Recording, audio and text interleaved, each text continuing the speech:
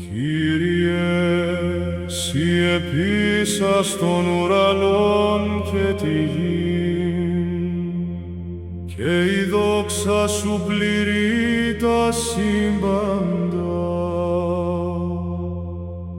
Το φως Σου λάμπει στα πέρατα της κτήσεως, και το έλεος Σου μένει στον αιώνα. Υμνήσε πάσα πνοή και δοξάζει το Άγιον όνομά Σου. Εξομολογήστε το Κυρίο ότι αγαθός, ότι στον αιώνα το έλεος Αυτού. Εξομολογήστε το Θεό των Θεών, ότι στον αιώνα το έλεος Αυτού. Εξομολογήστε το Κυρίο των Κυρίων, ότι στον αιώνα το έλεος Αυτού. Το ποιήσαν τη θαυμάσια μεγάλα μόνο, ότι στον αιώνα το έλεος Αυτού. Αλληλούια. Συ,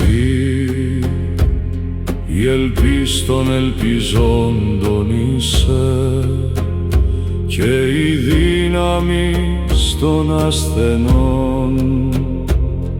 Η ειρήνη Σου επισκιάζει τας καρδίας, και η αγάπη Σου ανακαινίζει την ψυχή.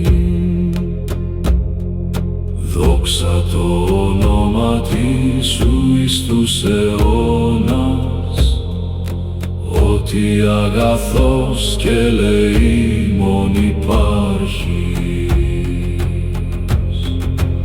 Εξομολογήστε το Κυρίο ότι αγαθός, ότι στον αιώνα το έλεος Αυτού.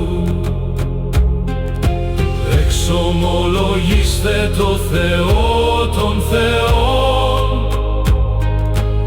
ότι στον αιώνα το έλεος Αυτού. Εξομολογήστε το Κυρίο των Κυρίων, ότι στον αιώνα το έλεος Αυτού.